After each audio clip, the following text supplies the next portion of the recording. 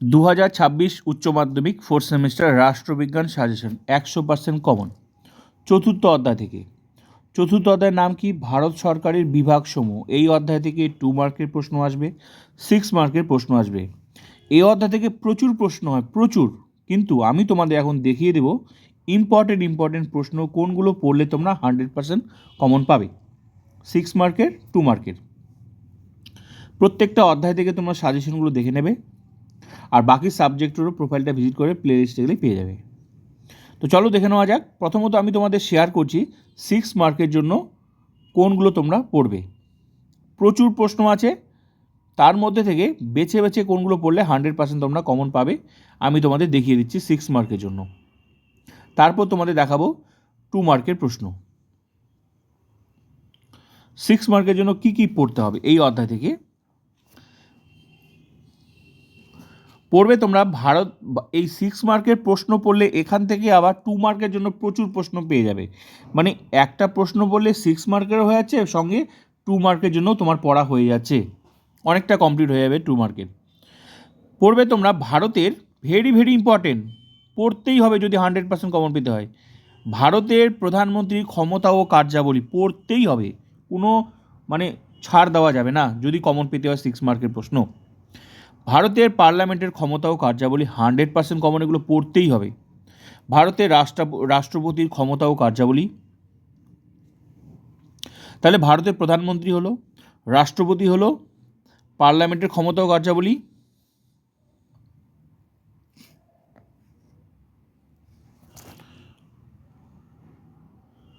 হ্যাঁ প্রধানমন্ত্রী ক্ষমতা ও কার্যাবলী হলো, সঙ্গে প্রধানমন্ত্রীর পদমর্যাদাটা পড়ে যাবে, পদমর্যাদাটা একই প্রশ্ন, এই যে পদমর্যাদাটা পড়বে। তাহলে এই প্রশ্নের সাথে হয়ে গেল তোমার প্রধানমন্ত্রীর ক্ষমতা কার্যাবলী ও পদমর্যাদা। ক্লিয়ার?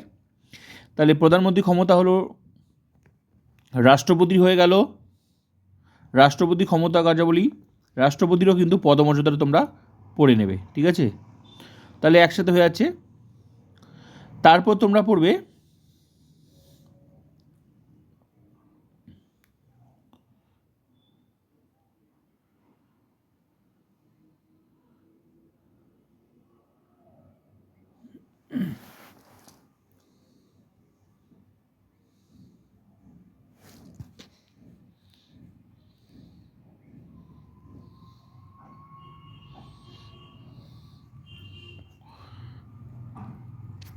আমি ইম্পর্টেন্ট প্রশ্নগুলো দেখিয়ে দিচ্ছি, সিরিয়ালি দেখিয়ে দিচ্ছি আগে, তারপর তোমরা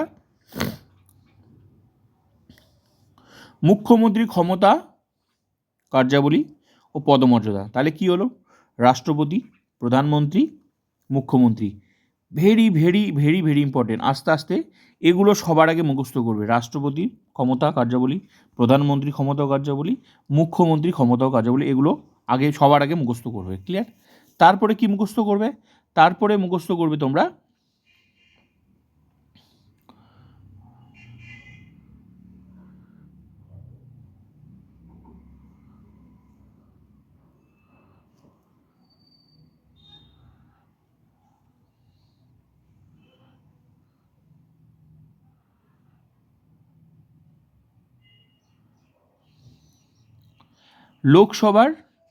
লোকসভার ক্ষমতা ও কার্যাবলী,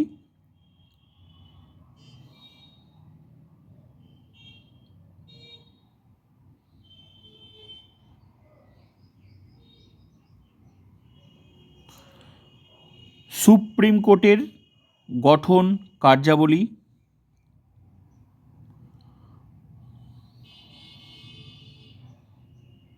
সঙ্গে এটার সঙ্গে হাইকোর্ট, এটাও পড়তে হবে।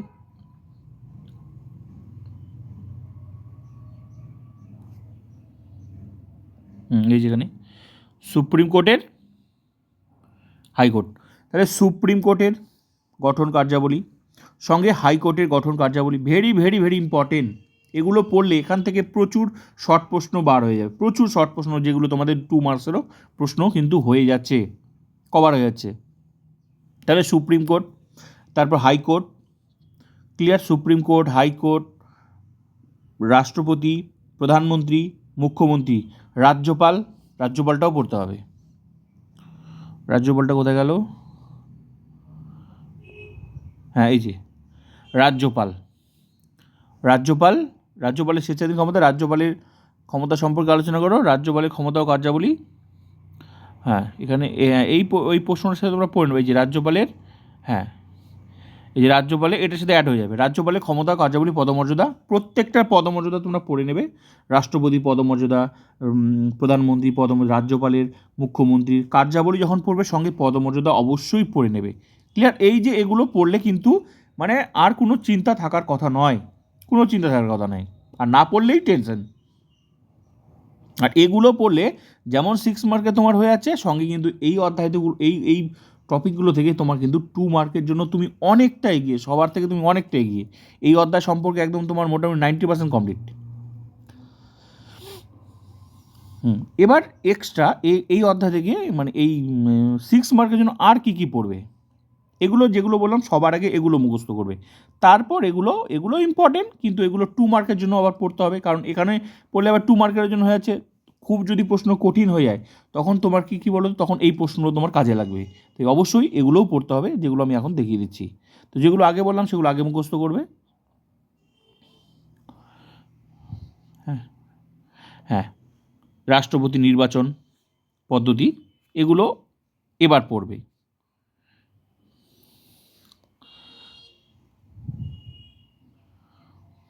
অর্থ বিল জেনে নেবে, 2 মার্কেরও কাজে লাগে যাবে। এগুলো 6 মার্কের জন্য অতটা ইম্পর্টেন্ট না, কিন্তু তবুও পড়তে হবে। যদি খুব কঠিন প্রশ্ন হয়ে যায় তখন কী করবে? কিন্তু যেগুলো আসে বা যেগুলো আসবেই সেগুলো আমি তোমার আগে দেখিয়ে দিলাম তোমাদের। তারপর তোমরা পড়বে লোকসভার অধ্যক্ষের ক্ষমতা কাজ বলে, এগুলো একটু করে পড়লেই তোমরা বুঝতে পারবে, খুব সহজ। লোকসভার, তারপর পার্লামেন্টের উভয় কক্ষের সম্পর্ক ব্যাখ্যা করো, অবশ্যই এগুলো পড়বে, কারণ খুব কঠিন প্রশ্ন হয়ে গেলে কিন্তু এই সমস্ত প্রশ্নগুলো দিয়ে দেবে।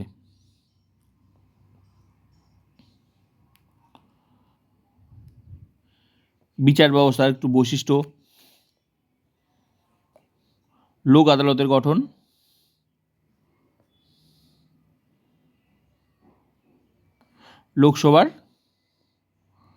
লোকসভার ক্ষমতা ও কার্যাবলী, ব্যাস এটুকু পড়লে আর 6 মার্কের জন্য কোনো চিন্তা নেই। যেগুলো আমি দেখালাম এগুলো পড়লে আবার তোমার 2 মার্কের জন্য অনেক অনেক কমপ্লিট, তোমার অনেক কমপ্লিট।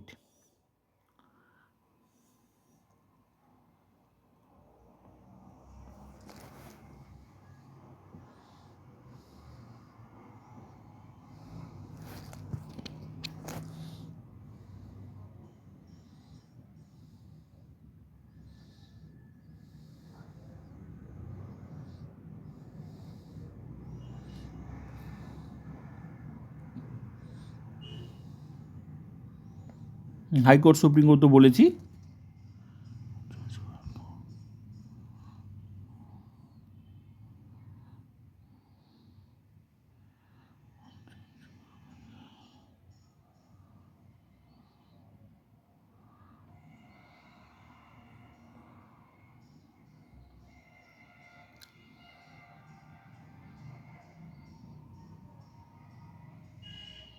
হ্যাঁ, বিচার ব্যবস্থাটা একটু পড়ে নেবে, বিচার ব্যবস্থা।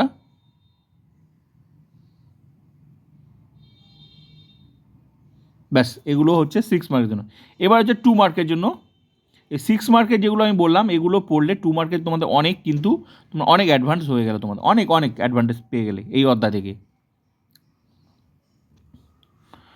ওই অধ্যায় যেগুলো তোমরা 6 মার্কের জন্য বললে ওগুলো থেকে প্রচুর প্রশ্ন বেরিয়ে যাবে, প্রচুর। এবার এক্সট্রা 2 মার্কের জন্য তোমরা কী কী পড়বে? রাষ্ট্রপতির, আমি বলছি একটা একটা করে তোমরা দেখে নাও। রাষ্ট্রপতি কার্যকালের মেয়াদ কত বছর? ভারতের শাসন বিভাগের প্রধান কে?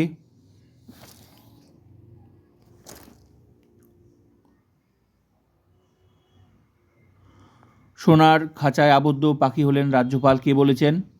কেন্দ্রীয় মন্ত্রিসভার নেতা কাদের বলা হয়? ভারতের রাষ্ট্রপতি কিভাবে নির্বাচিত হন? ভারতের উপরাষ্ট্রপতি কিভাবে নির্বাচিত হন? ভারতের উপরাষ্ট্রপতির প্রধান কাজ কি? ভারতের রাষ্ট্রপতির প্রধান কাজ কি? যেগুলো 6 মার্কের প্রশ্ন সেখান থেকে তো হয়ে যাচ্ছে, ওগুলো থেকে 2 মার্কের প্রশ্ন হয়ে যাচ্ছে, আবার চিন্তার কোনো কারণ নেই। রাজ্যপালের যোগ্যতা, আমলাতন্ত্র কী ধরনের শাসন, যেগুলো 6 মার্কের আছে সেগুলো থেকে আমি এক্সট্রা করে আর বেশি বেশি বলছি না, কারণ ওগুলো তো ওখানেই হয়ে যাচ্ছে। হ্যাঁ, ওগুলো পড়লেই 2 মার্কেরও প্রশ্ন হয়ে যাচ্ছে। রাজ্যসভার সদস্যদের মেয়াদকাল কত? রাজ্য আইনসভার উচ্চ কক্ষের নাম কি? রাজ্য আইনসভার নিম্ন কক্ষের নাম কি?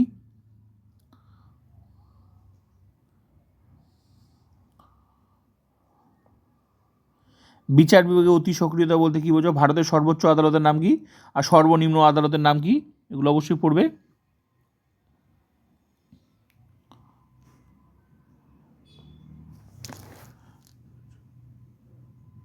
লোকসভার সদস্যদের নির্বাচিত করে কারা?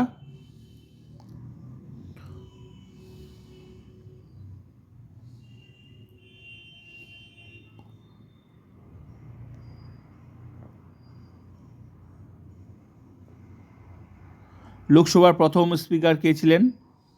স্পিকার কোন অধিবেশন সভাপতিত্ব করেন? অর্থ বিল কাকে বলে? ছাঁটাই প্রস্তাব কয় প্রকার কি? ভারতের দ্বিকক্ষ বিশিষ্ট আইনসভাযুক্ত যে কোনো দুটি রাজ্যের নাম লেখো। জিরো আওয়ার কাকে বলে? ভারতের অখণ্ড বিচার ব্যবস্থা বলতে কী বোঝো? ভারতের সুপ্রিম কোর্টের বিচারপতিদের কে নিয়োগ করেন? সুপ্রিম কোর্টের প্রধান বিচারপতি কিভাবে নিযুক্ত হন? অধস্তন আদালত বলতে কী বোঝো? লোক আদালতের দুটি উপযোগিতা উল্লেখ করো। আমলাতন্ত্রের প্রধান কাজ কি?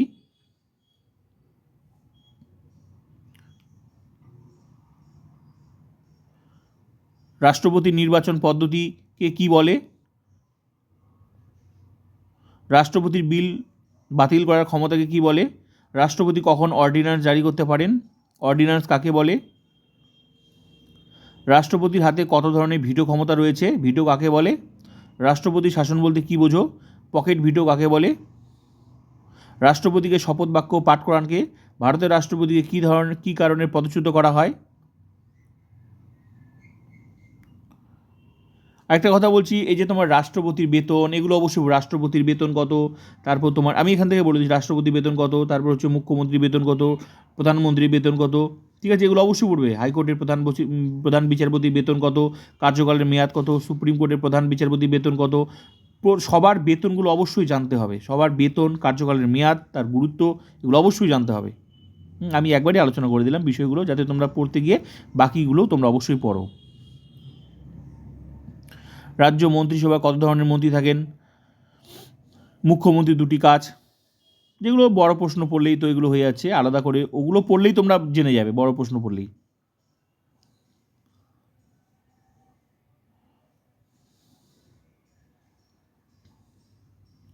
যেগুলো মূল জিনিস আমি সেগুলো তোমাদের বলে দিলাম।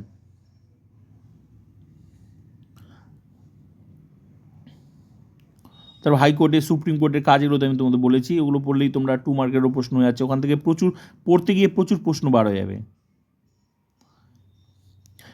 বিচারক প্রণীত আইন বলতে কী বোঝো? আইন যথা বিহিত পদ্ধতি কাকে বলে? লোক আদালতের একটি কাজ। লোক আদালত গঠনের উদ্দেশ্য কী? ক্রেতা সুরক্ষা আদালত কি? প্রতিষেধ বলতে কী বোঝো? রাজ্যপালকে কে নিয়োগ করেন? রাজ্যপাল কত বছরের জন্য মনোনীত হন? তারপর সুপ্রিম তোমার মুখ্যমন্ত্রী কে নিয়োগ করেন? ঠিক আছে, এগুলো পড়তে হবে। প্রধানমন্ত্রীকে কে নিয়োগ করেন? যখনই একটা পড়বে সঙ্গে আরেকটা জেনে নেবে। রাজ্যপালকে কে নিয়োগ করেন, তাহলে জেনে মুখ্যমন্ত্রীকে নিয়োগ করেন, রাষ্ট্রপতিকে কে নিয়োগ করেন, প্রধানমন্ত্রীকে নিয়োগ করেন, প্রত্যেকটা জেনে নিতে হবে। হাইকোর্টের বিচারপতিকে কে নিয়োগ করেন? প্রশ্ন এইভাবে পড়তে হবে, তবে 100% কমন পাবে। আর এগুলো প্রশ্ন এইভাবেই, এই অধ্যায় থেকে এই প্রশ্নগুলোই হয়। ত্রিশঙ্কু বিধানসভা বলতে কী বোঝো? ভারতের মন্ত্রিসভা দুটি কাজ লেখো। রাজ্য আইনসভার অধিবেশন কে ডাকেন? সুপ্রিম কোর্টের বিচারপতি বেতন কখন হ্রাস করা হয়?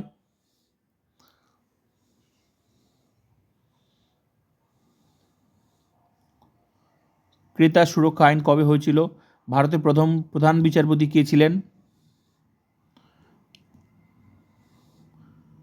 এটা তো আমি বললাম, ভারতের রাজ্যগুলিতে রাজ্যপালরা কীভাবে নিযুক্ত, রাজ্যপাল কীভাবে নিযুক্ত হন, মুখ্যমন্ত্রী কীভাবে নিযুক্ত হন, ঠিক আছে, উপরাষ্ট্রপতি কীভাবে নিযুক্ত হন, তার বেতন কত, কার্যকালের মেয়াদ কত বছর, প্রত্যেকটার কতদিন কাজ করতে পারে, এগুলো ঠিক আছে পড়তে হবে। রাষ্ট্রপতি, রাজ্যপাল, মুখ্যমন্ত্রী, হ্যাঁ, প্রধানমন্ত্রী, রাষ্ট্রপতি সব, হাইকোর্টের প্রধান বিচারপতি, সুপ্রিম কোর্টের প্রধান বিচারপতি, বেতন কত, বয়স কত, মানে যোগ্যতা সব পড়তে হবে এগুলো।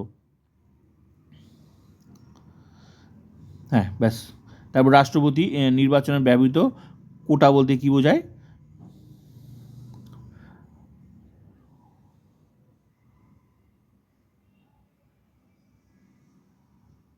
হ্যাঁ, MISA এর পূর্ণরূপ কি?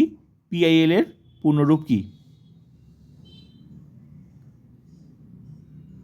লোকসভার স্পিকারকে কে নিযুক্ত করেন? কিচেন ক্যাবিনেট বলতে কী বোঝো? ক্রেতা সুরক্ষা আইন কবে তৈরি হয়েছিল? হ্যাঁ, ভারতের প্রথম প্রধান বিচারপতি কে ছিলেন? ব্যাস, যেগুলো মূল প্রশ্ন আমি তোমাদের এই অধ্যায় থেকে বলে দেবো, এগুলো পড়লে আশা করি তোমাদের কোনো চিন্তাই থাকবে না। আর বাকি অধ্যায়গুলো তোমরা অবশ্যই দেখে নেবে, আর বন্ধুদেরকে শেয়ার করবে যাদের যাদের ফুল ক্লাস করার ইচ্ছে আছে।